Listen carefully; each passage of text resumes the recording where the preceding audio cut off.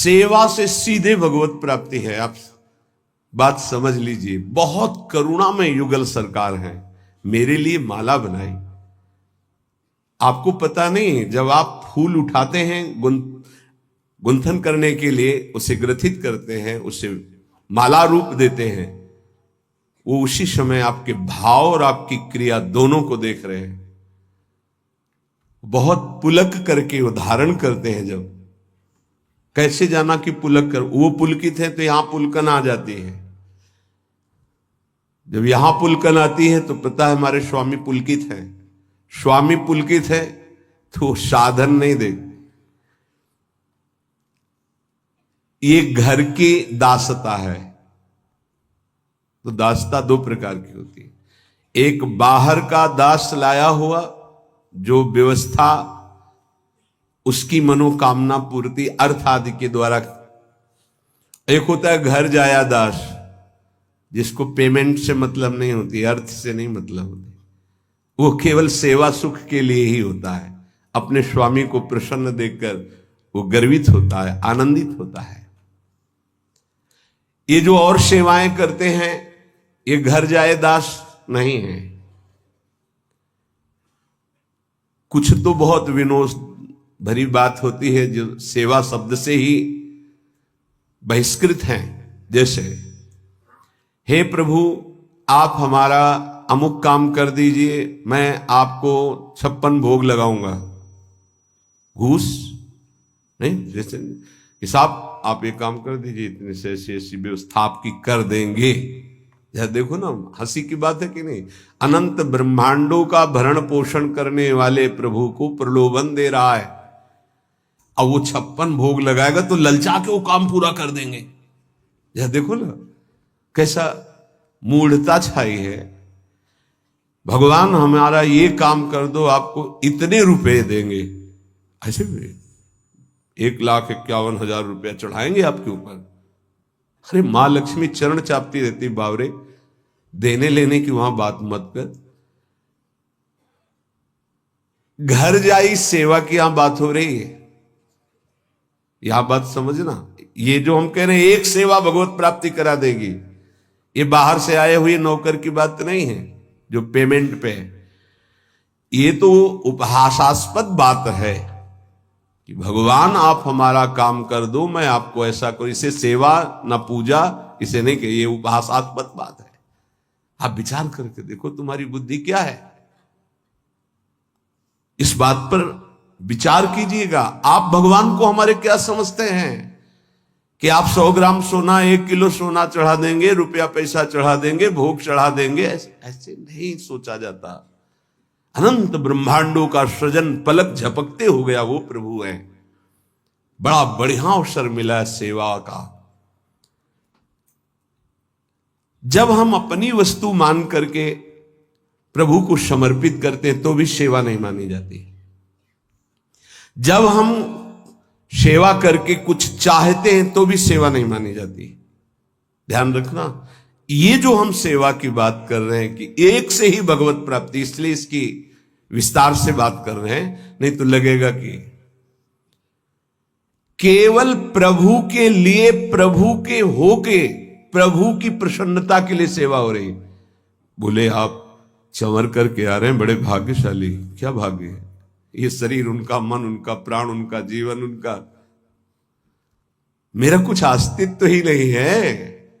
ये तो उनका सब कुछ है। हमें क्या पेमेंट मिल रही है? मुझे चंवर करने को मिल रहा है, उनको यही मिल रही है। ऐसे उपासक को जो बिका हुआ प्रभु का है, एक सेवा उसे भगवत प्राप्ति करा देगी। नित्य माल्यार्पण करना, ये हमारे वृंदावन का एक पुष्प और 1 करोड़ का बाहर से लाया हुआ पुष्प समानता नहीं कर सकता। ध्यान रखना। बाहर से 1 करोड़ का पुष्प मंगाओ और वृंदावन की किसी लता का एक पुष्प, तो जो हमारे प्रियालाल वृंदावन के एक पुष्प से प्रसन्न होंगे, वो बाहर के 1 करोड़ से नहीं, होने आते हो रंग बिरंगे बड़े महंगे महंगे फूल, वो हमारे प्रियालाल को पसंद नहीं। परम पावन ब्रज 84 कोश भूमि में प्रकट हुआ जो पुष्प है और दैन्य भाव से अर्पित किया जाता है, गंध प्रियालाल के श्रीअंगों में इत्र है, सुगंधित चंदन है। ये जब हम लेप करते हैं कि मेरे स्वामी, मेरी स्वामिनी, प्रभु जरा सी बात में आप देखो, ये तो नित्य सेवा है, ये तो प्रियालाल की सेवा है। मथुरा पधारते हैं सरकार, वहां कुबरी उस चंदन की सेवा कंस की करती थी, राज दरबार में चंदन पेश करती। भगवान ने कहा मुझे चंदन देगी, उसकी कोई श्रद्धा नहीं कि वो आकर के भगवान को चंदन लेप करे, मेरे स्वामी और प्रणाम न, कुछ नहीं। चंदन कहां ले जा रही है? महाराज कंस के, ये चंदन मुझे देगी? देखा, बहुत सुंदर, हां तुम पुरुष भूषण हो, बहुत सुंदर हो। चंदन तत्काल भगवान ने श्री चरण का स्पर्श करा के झटका वाला एकदम सीधी सुंदर दिव्य रूप। अब तो पीतांबर पकड़ लिया, कहां जा रहे हो? बोले आएंगे हम आपसे, मिलेंगे आपसे। जब उद्धव जी के साथ गए तो उद्धव जी को वो सर्वाश्चर्य हो रहा था कि ये प्रभु मुनियों के ध्यान में ना आने वाले, इसको ये सौभाग्य मिला, केवल एक बार चंदन लगाने का सौभाग्य। एक दर्जी ने अब सखाओं के जो जैसे कपड़े थे सब वैसे वो काट करके सिल कर बिल्कुल फिट कपड़े में, कुल परंपरागत ईश्वर बढ़ता रहे और अंतिम समय मेरे धाम को आए। सुदामा नाम के माली ने माला धारण करा दी। एक एक बार की सेवा में भगवत प्राप्ति, कुल परंपरागत ऐश्वर्य बढ़ता रहे, ऐसा वो हमारे प्रभु हैं। हमारे प्रभु के भी प्रभु हैं प्रेम, और प्रेम का मूर्तिमान स्वरूप है लाडली। आप कहेंगे प्रभु के प्रभु, हाँ, अगर प्रभु को कोई अधीन कर पाया है तो प्रेम, प्रेमाधीन कहा गया प्रभु का, और वो प्रेम का मूर्तिमान स्वरूप हमारी प्रिया जो है। और प्रियालाल दोनों को आपने माला अर्पित की। एक बार माला अर्पित किया तो भागवत में पढ़ के देखिए, एक बार चंदन अर्पित किया तो आप पढ़ के देख लीजिए, एक बार वस्त्र पोशाक सुधार दी तो आप पढ़ करके देख लीजिए। जबकि किसी विशिष्ट भाव सेवा में नहीं कि वो भावावेश में दास्य भाव, सख्य भाव, कांता भाव, सहचर्य, कोई ऐसे भाव का विशेष। जो नित्य प्रभु को चंदन अर्पित करता है, गंध अर्पित करता है, व्यजन पंखा करता है।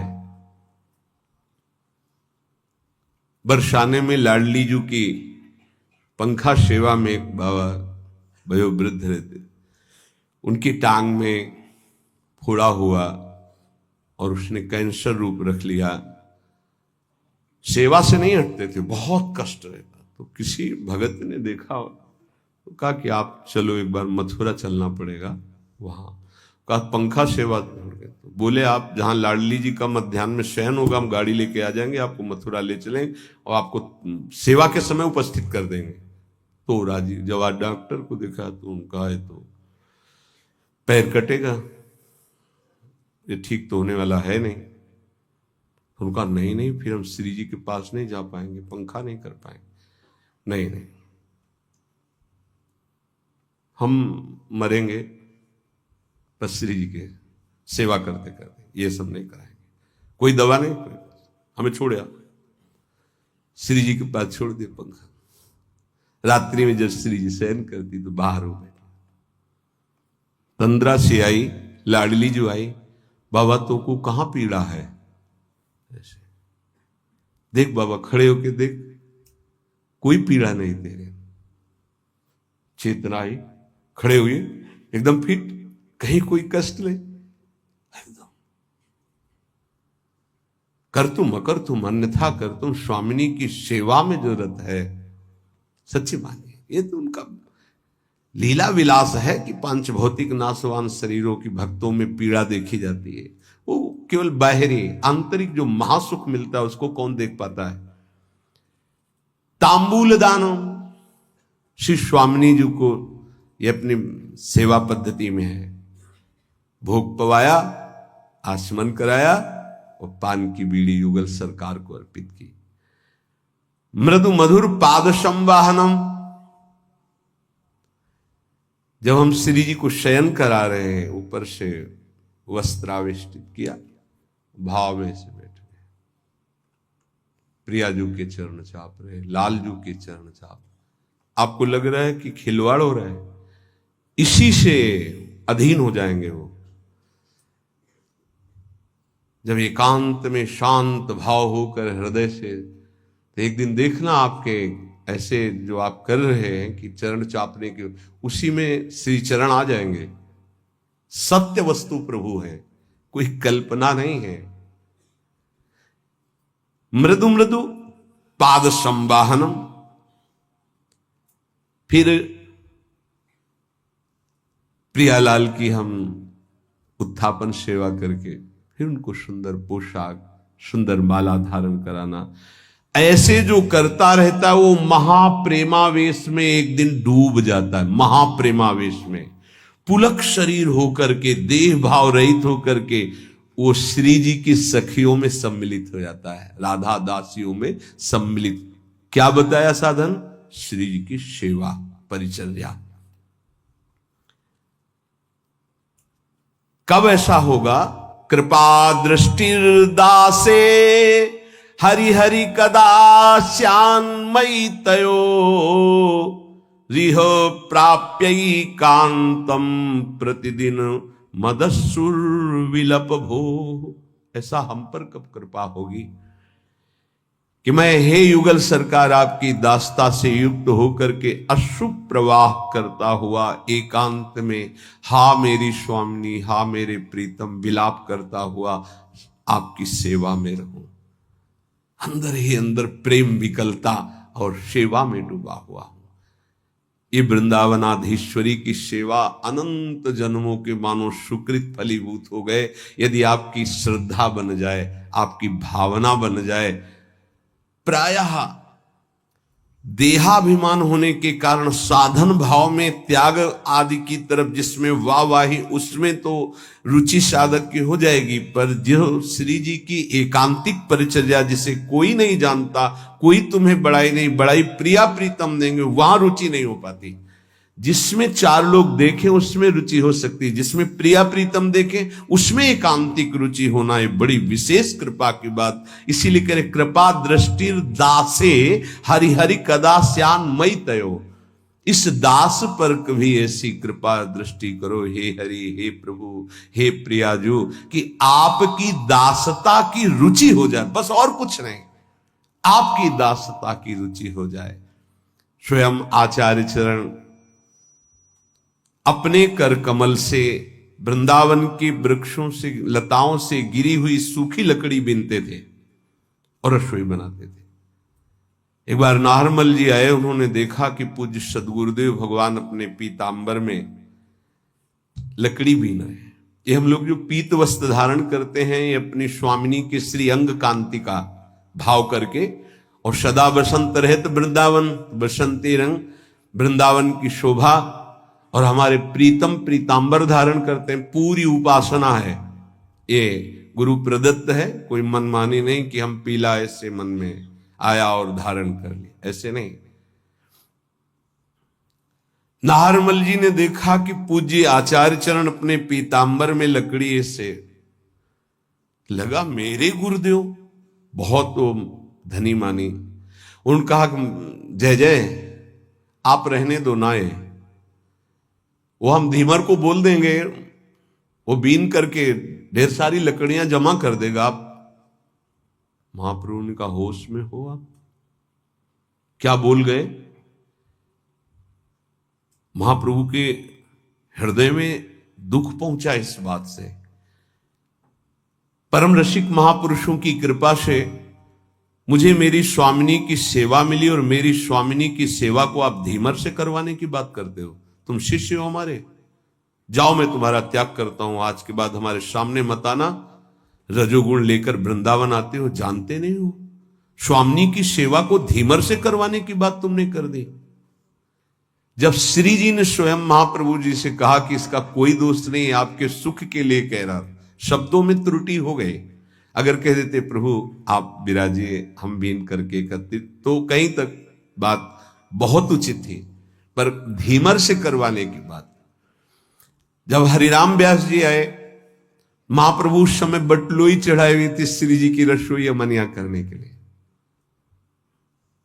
सूचना मिली कि कोई बहुत प्रकांड विद्वान दिग्विजयी पंडित ओरछा के राजा के गुरु हरिराम व्यास जी आपसे वार्ता करना चाहते हैं। पहले को आगे महाप्रभु ने बटलोई उतार के रख दी। कहा कि हम प्रश्न तो बाद में करेंगे, पर प्रभु आपने बटलोई क्यों उतार दी? बोले आपसे बात करनी है ना। बोले हाथों का काम है बात करना, हाथों से सेवा करना और मुख से बात करना, तो हाथों का काम हाथों से होने दीजिए और मुख से बात कीजिए। बोले यहां नहीं होता, ये यहां नहीं होता, ये व्यवहार नहीं है, ये प्रेमोपासना है। और तत्काल एक पद की रचना जो श्रीमद चतुरासी जी में, यह जो एक मन बहुत ठौर करे। जरा विचार कीजिएगा किस कोटि का भाव है कि हम मुख से बोल भी नहीं सकते।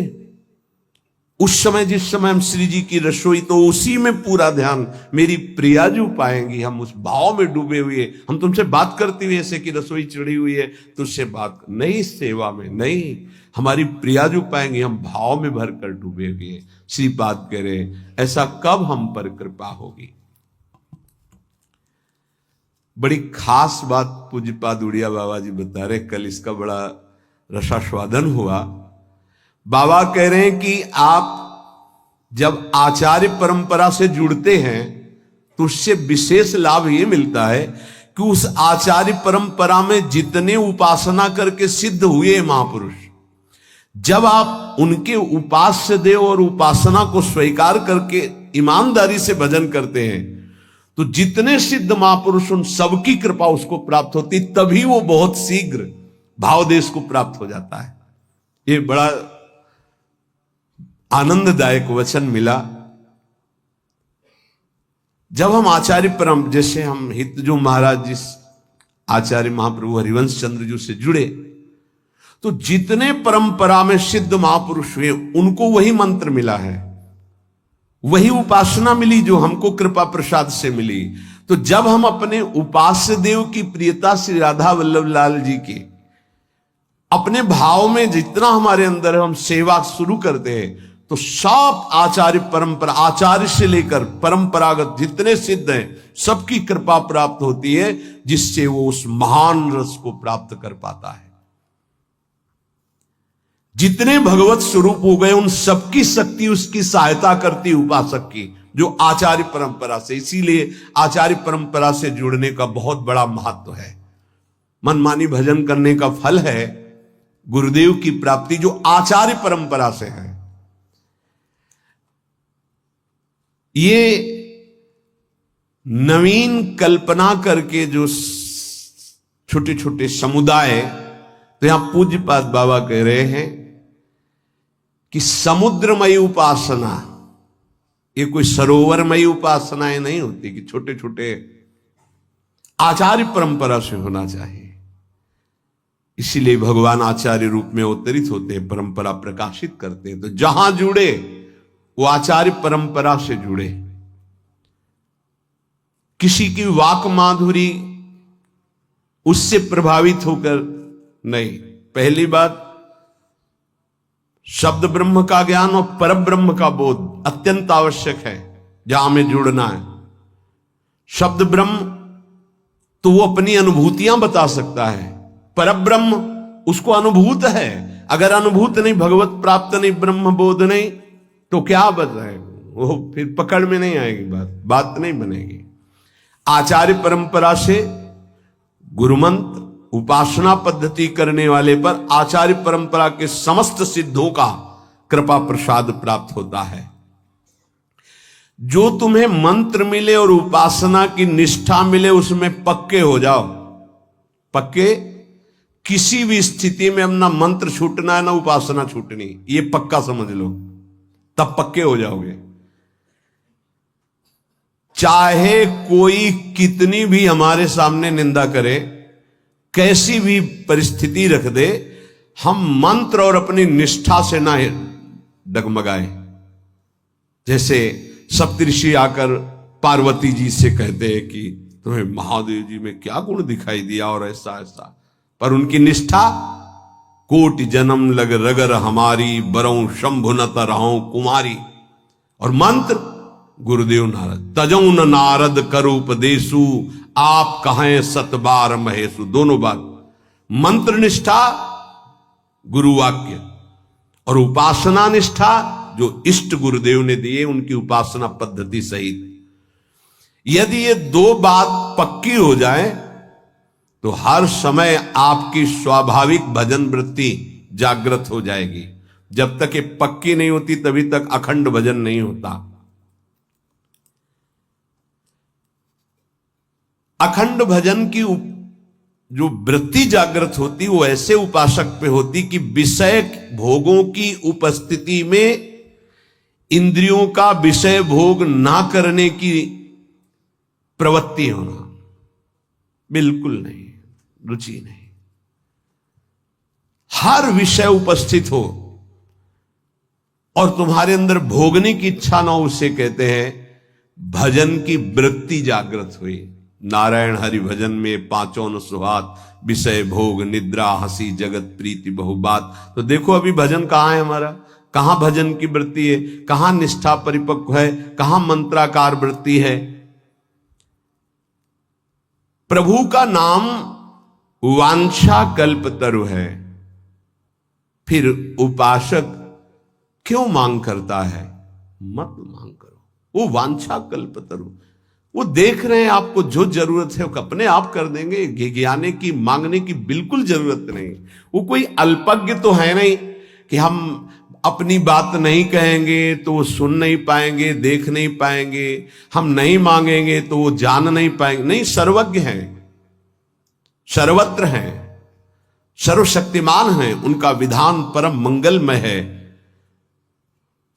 अगर वांछा करनी, आशा करनी तो एक ही बात की करो कि आप मिल जाओ। आप मिल गए तो सब मिल गया। अखिल कोटि ब्रह्मांडों का स्वामी मेरा हो गया तो सब ब्रह्मांड की वैभव संपत्ति भी तो मेरी हो गई। और सही पूछो तो इच्छा ही खत्म हो जाती है। भगवदानंद का स्फुरण होते ही न सोचते न कांक्षति, कोई चाह नहीं, कोई इच्छा नहीं, कोई शोक नहीं। उपासक की सबसे बड़ी उपलब्धि है उपासना में यह मिलती है कि सतत स्मरण किसका चल रहा है ये देखना है। अगर आपका सतत स्मरण भगवान का चल रहा है तो आप भगवान के उपासक हो, प्रियालाल के तो प्रियालाल का, और भोगों का तो भोगों के उपासक हो, भेष कोई भी हो। देखो एक बात अंदर से समझनी है कि ये वाहवाही उपासना का फल नहीं है, नहीं है। यहां की स्थिति उपासना का फल है, बाहर की नहीं, प्रकृति राज्य नहीं है। ये भागवतिक है। उपासना की सिद्धि यहां देखी जाती है, यहां नहीं देखी जाती, बाहर अंतर देखी जाती है। अंतर में स्थिति क्या है? निरंतर भगवदाकार, मान अपमान निंदा स्तुति आदि में सम स्थिति ठीक है। ये बाहर की तो इसका क्या भरोसा? परिवर्तनशील संसार, परिवर्तनशील शरीर, क्या भरोसा है इसका? ये टिकाऊ चीज नहीं है कि मान लें कि जीवन में हमारे साधना और भजन का फल हुआ कि हमारा नाम हो गया। ये अज्ञान की वृत्ति है, ये साधना की वृत्ति नहीं है, ये उपासक की वृत्ति नहीं है, ये जिज्ञासु या ज्ञानी की वृत्ति नहीं है, ये घोर अज्ञान की वृत्ति है। चार अल्पज्ञ पुरुषों के द्वारा दिया गया सम्मान और उससे हम ये मान ले कि हम महान हो गए, ये अल्पज्ञता ही है, अज्ञान ही है। स्नेह भरा निरंतर स्मरण उपासक की उपासना की परिपक्व अवस्था है। ये बहुत बचना चाहिए सम्मान से, लोकप्रियता से, लोक रिझावे से। इसका कोई अस्तित्व नहीं है, कोई अस्तित्व नहीं है। आपको लगता है कुछ तो है, कुछ नहीं है। जैसे लगता है कि 100 लोग तो प्रणाम करें, कुछ तो है, बिल्कुल नहीं हो सकता, कुछ नहीं हो सकता। ऐसा भी हो सकता है, कितने हजार की भीड़ लगती है, फिल्म वाले जो बना होता, क्या थिएटर कहते हैं, कितने हजार, क्या होता है उसमें, कितने हजार लोगों को आप देखो, दिन भर वहां आना जाना लोगों का चलता रहता है, 3 घंटे का शो चलता है, हजारों लोग होते, क्या होता है, कुछ नहीं, झूठे पे झूठा। तो हजारों लोग मानसिक बुद्धिमान तो है ही, वहां है तो कुछ तो होगा, कुछ नहीं। व्यर्थ का पैसा, व्यर्थ का समय, व्यर्थ का चिंतन, व्यर्थ की लीला, उसमें राजी है। तो 100 लोग हमें प्रणाम कर दिए, नमस्कार कर दिए, हम मान लिए हम कुछ हो गए, कुछ नहीं है, कुछ नहीं, कुछ नहीं, जीरो। बोले बड़ा यश है, जब तक पुण्य है तब तक है, पुण्य खत्म तो अपने आप समझ में आ जाएगा क्या हो। स्थिति पुण्य और प्रभाव, सम्मान, मान, इनसे नहीं होती। 4 लोग जान भी नहीं सकते, बगल से निकल जाए सिद्ध महापुरुष, उनको पता थोड़ी चलेगा।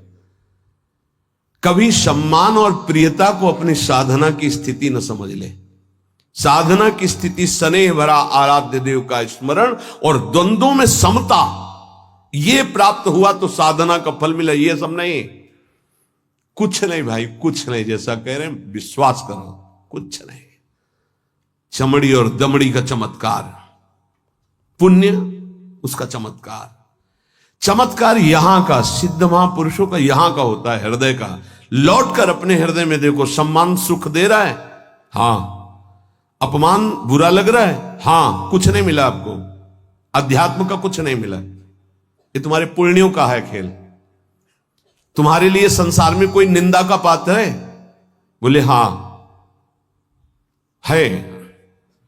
कोई प्रशंसा का पात्र है, हां, कुछ नहीं हुआ तुम्हें, कोई ज्ञान नहीं है, कोई तुम्हारे अंदर अध्यात्म नहीं जागृत हुआ। अगर निंदा की जाती तो इस शरीर की, निंदा की जाती तो मन और इंद्रियों की जो विषयगामी है, प्रशंसा की जाती तो सत्य सच्चिदानंद भगवान में स्थिति की, बस। और तो चराचर जगत भ्रम में भटक रहा है, इसकी क्या निंदा, ये सब भगवत स्वरूप खेल हो रहा, त्रिगुण माया का। मनुष्य शरीर बहुत मलिन है, इससे एक ही उज्ज्वलता है भगवत प्राप्ति। सबसे बड़ा लाभ है मनुष्य शरीर का भगवत प्राप्ति। ये नहीं हुआ तो बहुत ही गंदा है, कुछ नहीं। भगवत भजन होके भगवत प्राप्ति नहीं हुई तो इस शरीर की दुर्लभता जो वर्णन की गई है वो भोगों के लिए नहीं है। जब उपासक उपासना में लगता है तो उसको विघ्न डालने के लिए सबसे बड़ा शत्रु खड़ा होता है, जिसका नाम अहंकार है, अभिमान। जहां अभिमान हुआ तो उसका परिचय है कि आप में अभिमान है कि नहीं। जब दूसरों में दोष दर्शन होने लगे तो आप में गुणाभिमान हो चुका है, इसीलिए दूसरों में दोष दर्शन होते हैं। दोष दर्शन करने वाला निंदा करके ही रहेगा, वो दूसरे की निंदा करेगा, दूसरे का अपमान करेगा।